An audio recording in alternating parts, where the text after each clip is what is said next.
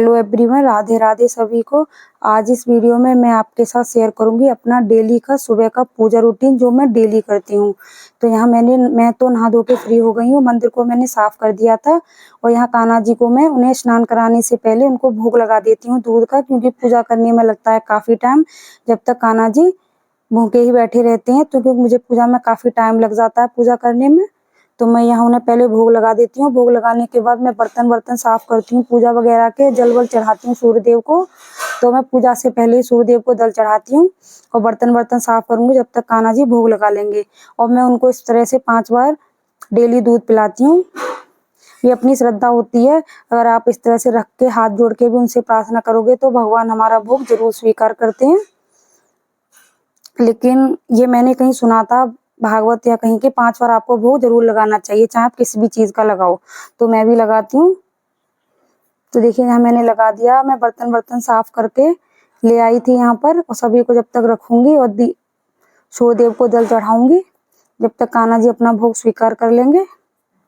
और मैं उनकी पूजा बिल्कुल बच्चों की तरह ही करती हूँ, क्योंकि कान्हा जी बहुत छोटे हैं। बोलते हैं कि उनकी पूजा बच्चों की तरह, तो ऐसा नहीं कि भगवान की तरह मैं उनकी पूजा आज तक तो मैंने कभी नहीं की। जितना मैं नॉर्मल अपने बच्चों के साथ करती हूँ वही करती हूँ। हमारी कोई औकात नहीं कि हम प्रभु के लिए कुछ कर सकें। लड्डू गोपाल की इच्छा थी, मेरे घर आना चाहते थे, इसलिए वो मेरे घर आए। वो मेरी सेवा ले रहे हैं। मेरे बच्चे भी पूजा करते हैं और मैं भी करती हूँ। मेरे बच्चे बहुत सी गलतियाँ करते हैं, फिर भी मैं उनसे पूजा जरूर कराती हूँ। प्रभु की जो इच्छा होती है वही होता है। तो हमारी कोई औकात नहीं कि हम प्रभु के लिए कुछ कर सकें। प्रभु मेरी सेवा जिस तरह से लेना चाहते हैं मैं उन्हें उसी तरह से देती हूँ। कभी कभी मैंने बिना स्नान किए भी उन्हें भोग लगाया है, क्योंकि मैं उन्हें ज़्यादा देर तक भूखा नहीं रख सकती हूँ। किसी कारणवश मैं नहीं नहा पाती हूँ तो अपने मन में शंका रखती हूँ कि प्रभु मुझसे नाराज होंगे। वो मेरे ड्रेस वगैरह मैंने आज तक उन्हें कभी रेडीमेड नहीं पहना है। मैं हमेशा उनके लिए विंटर हो या समर हो हर चीज़ अपने हाथों से ही बना के पहनाती हूँ, हर चीज़।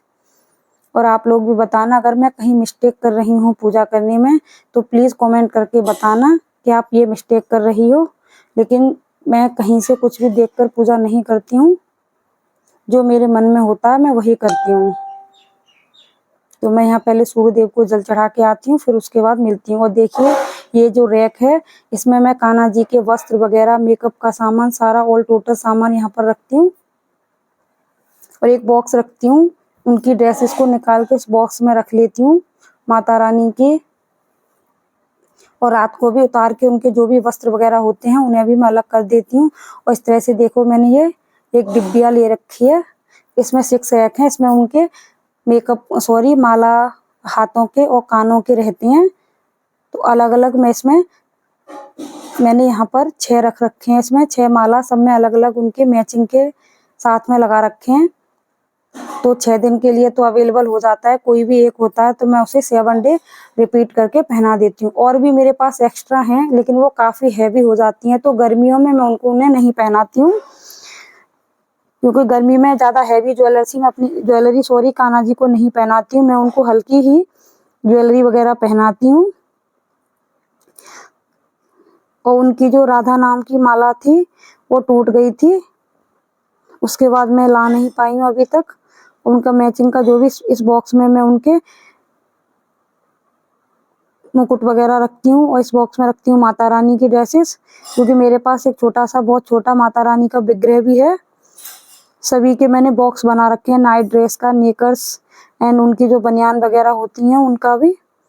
तो इस तरह से मैं इसमें निकाल लूंगी सभी को। मैंने थोड़ी देर रखने के बाद कान्हा जी का भोग यहाँ से हटा दिया। तुलसी के पत्ते खत्म हो गए तो उनको तोड़ लाऊंगी। और ये मैंने एक बोतल ले रखी है, इसमें पानी ठंडा रहता है तो उसमें पानी भर के रख देती हूँ।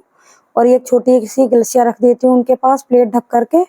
कभी भूल भी जाते हैं हम गलती से पानी रखना, लेकिन मैं उनका पानी वैसे भी बार बार बदलती रहती हूँ। और ये एक पीतल का लोटा ले रखा है, और ये छोटी छोटी 2 कटोरियाँ ले रखी हैं, इनमें मैं भोग लगाती हूँ। एक गोपाल जी का, एक अपने मंदिर में रखती हूँ। और छोटी जो तांबे वाली लोटिया है उसमें मैं मंदिर में जल भर के रख देती हूँ। एक लोटा पीतल का ले रखा है, उसी में मैं गंगा जल डाल के अपने कान्हा जी को नहला देती हूँ। और पूजा सबसे पहले मैं अपना दीपक जलाती हूँ। भगवान जी को स्नान कराने से पहले भी दीपक और धूप बत्ती हम जलाएंगे। ये मैं सभी को बोलूँगी कि ये आपको करना चाहिए। दीपक और धूप बत्ती सभी अपने घर में जलाते हैं, लेकिन मंदिर साफ करने के बाद सबसे पहले आपको धूप और दीप ही जलानी है। उसके बाद आप मंदिर का और जो भी काम करना वो करें। और आप जो भी मंत्र आता वो कुछ नहीं आता तो राधे राधे सीताराम, जो जिसकी श्रद्धा उस हिसाब से बोलें। और ये मेरे पास मेरी शादी की बोलते हैं कांसे की जो थाली होती है वो मैंने ले रखी है। वैसे वो किसी भी यूज में नहीं आती है, इसलिए ये न्यू थी, तो मैंने कान्हा जी के स्नान कराने के लिए इसको निकाल लिया है। और इसमें मैं अष्टदल कमल बनाती हूँ। और उस अष्टदल कमल बनाने के बाद उसके अंदर हम लिखते हैं ओम नमो नारायणाय। तो आप अगर ओम नमो नारायण इस तरह से लिख सको तो ठीक है, लेकिन कान्हा जी को जिस भी आप पात्र में नहला रहे हो उसमें कुछ नहीं तो स्वास्तिक आप जरूर बनाएं। और स्वास्तिक बनाने के बाद ही आप भगवान जी को स्नान कराएं। उसमें आप तुलसी के पत्ते भी अवश्य डालें। तो मैं आगे आपको दिखाऊंगी। यहाँ वीडियो में थोड़ा सा मुझसे वीडियो मेरी दब गई है, क्लियर नहीं आ रहा है, लेकिन अभी मैं आपको ये चीज़ दिखाऊंगी कि मैंने यह अष्टदल कमल कैसे बनाया है और इसमें ओम नमो नारायणाय मैंने इसमें किस तरह से लिखा हुआ है। थोड़ा स्पेस मेरे यहाँ थोड़ा सा कम है, इसलिए थोड़ी सी दिक्कत होती है। और जो भी भगवान जी के प्रसाद वगैरह घी वगैरह जो भी होता है मैं इस टेबल के नीचे लगा लेती हूँ। और पास में एक चौकी रख रखी है, उस पर एक लोटा रख रखा है, गंगा जल वगैरह एक्स्ट्रा एक गिलास और ये छोटी सी वगैरह रखती हूँ। मेरे से जितना होता है उतना मैं करने की कोशिश ज़रूर करती हूँ और ज़्यादा से ज़्यादा ही करने की कोशिश करती हूँ। अगर मुझे कहीं से अगर पता चलता कि ये चीज़ करनी चाहिए मुझे पूजा में, तो वो करने की मैं ज़रूर कोशिश करती हूँ। और देखिए इस प्रकार मैं इसमें अष्टदल कमल बनाती हूँ, मैं आपको दिखा रही हूँ। देखिए और इसमें मैंने लिख रखा है, बीच वाले पोर्शन में हमें ओम लिखना है और सबसे ऊपर फिर नमो नारायणाय लिखना चाहिए हमें इसमें। देखिए इस तरह से। और इसके हर किसी जो भी हमारे पास जितने भी खाने बनते हैं उसमें आप एक एक तुलसी का पात्र रखें। उसके बाद हमें अपने लड्डू गोपाल जी को स्नान कराना चाहिए। आपसे कुछ ना हो तो बस आप जल में गंगा जल डालें, उसके बाद उन्हें स्नान कराएं। और लड्डू गोपाल जी को कभी भी बिल्कुल निर्वस्त्र होकर स्नान न कराएं, उनके ऊपर वस्त्र होना बहुत ज़रूरी है। और मैं उन्हें बहुत ही आराम से हाथ में पानी लेकर ही नहलाती हूँ। अगर मुझसे कोई मिस्टेक होती है तो प्लीज़ कमेंट करके बताएं कि मैं कहीं मिस्टेक तो नहीं कर रही हूँ यहाँ पर। इसी तरह से मैं उनको नहलाती हूँ अच्छे से। और सीज़न के हिसाब से उनके स्नान का हमें जल भी बदल लेना चाहिए। और देखिए और एक उनके लिए अलग से स्वच्छ टॉवल रखनी चाहिए, उसी से अच्छे से पोंछ करके। और कभी भी भगवान जी को निर्वस्त्र होकर किसी को दिखाना भी नहीं चाहिए। उन्हें सीज़न के अकॉर्डिंग ही मैं वस्त्र पहनाती हूँ। गर्मियों के सीज़न में ठंडे और सर्दी विंटर सीज़न में मैं उनको गर्म वस्त्र पहनाती हूँ। और जितनी भी उनकी ड्रेसेस होती हैं उन सभी को मैं अपने हाथों से ही बनाती हूँ। और मैं अपने चैनल पर उन्हें बनाना भी सिखाती हूँ, आप वहाँ से जाके चेकआउट कर सकते हो। बहुत ही ईजीली मैं उनको की ड्रेस बनाना आप लोगों को सिखाती हूँ। तो इस तरह से इजीली मैं अपने कान्हा जी को यहाँ पर वस्त्र पहना दूंगी। और मेरे यह लड्डू गोपाल जी 4 नंबर के हैं। तो इस तरह से उन्हें वस्त्र पहनाकर तैयार करना चाहिए, अच्छे से उनका श्रृंगार करना चाहिए। लेकिन गर्मियों के सीज़न में मैं उनका बहुत ही लाइट वेट ही श्रृंगार करती हूँ, बहुत ही हल्का ही। और आप लोग कैसे करते हो प्लीज़ कमेंट सेक्शन में ज़रूर बताना। बाई मिस्टेक मुझे ज़रूर बताना जिसने भी मेरा वीडियो देखा है। अगर किसी को लगे कि मैं कहीं भी मिस्टेक कर रही हूँ तो प्लीज़ कमेंट ज़रूर करें कि कहीं मैं अपनी पूजा में मिस्टेक तो नहीं कर रही। वैसे तो ये अगर हम अपनी श्रद्धा व मन से पूजा करते हैं तो पूजा हमारी चाहे हम किसी भी तरह से कर लें निष्फल नहीं होती। प्रभु जरूर उस पूजा को स्वीकार करते हैं। लेकिन ये लड्डू गोपाल जी की बस पूजा आपको एक बच्चे के तरह करनी चाहिए। जिस तरह से हम अपने छोटे से बच्चे को रखते हैं उसी प्रकार आपको लड्डू गोपाल जी की सेवा करनी चाहिए। और उनके भोग और स्नान का जरूर ध्यान रखें। मैं उन्हें दोनों टाइम स्नान कराती हूँ, गर्मियों के सीज़न में सुबह व शाम को भी। और उनको दूसरे वस्त्र पहना के नाइट में सुलाती हूँ। और उनके जो वैसे उनका यहाँ पर पंखा भी है, आज उसमें कोई दिक्कत हो गई है तो वो पंखा यहाँ से मैंने हटा दिया है, उसे सही करवाऊंगी। तो पूरा दिन उनके पास पंखा चलता है यहाँ पर। नाइट में हम उन्हें अपने पास ही कूलर में सुलाते हैं डेली। और उन्हें बहुत ही लाइट वेट हमें ज्वेलरी पहनानी चाहिए गर्मियों में। मैं उनको बहुत ही लाइट वेट ज्वेलरी पहनाती हूँ। और गर्मियों के सीजन में मैं उन पर बाल नहीं लगाती हूँ। कभी कभी जब कोई तीज या त्योहार वगैरह होता है तभी मैं उनका हैवी मेकअप करती हूँ। गर्मी के अकॉर्डिंग ही उनके हमें इत्र जरूर लगाना चाहिए। कान्हा जी को, लड्डू गोपाल जी को। और मोरपंख अगर आप उनके पास नहीं लगा सकते हो तो आप उनके पास एक मोरपंख जरूर रखें। अगर उनके मुकुट वगैरह में हम नहीं लगा सकते हो तो एक मोरपंख, अगर मेरे से नहीं लगा पाती हूँ, कभी कभी किसी किसी मुकुट में जो नॉर्मल मुकुट होते हैं तो उनमें नहीं लग पाती हैं, तो मैं उनके पास एक मोरपंख जरूर रखती हूँ। तो अगर नहीं भी लगते हैं ना, कभी कभी देखो ये मेरा मुकुट है, इसमें मैं इस तरह से पेस्ट कर देती हूँ। जो हम कानों में टॉप्स पहनाते हैं ना, उनका एक ग्लू आता है, उसी ग्लू से मैं इस तरह से कभी कभी इन्हें चिपका भी देती हूँ। क्योंकि अगर जो नॉर्मल सी पगड़ी वगैरह होती है कान्हा जी की, तो उसमें आसानी से चिपक जाते हैं। अब मैं उसके बाद स्नान कराती हूँ अपने।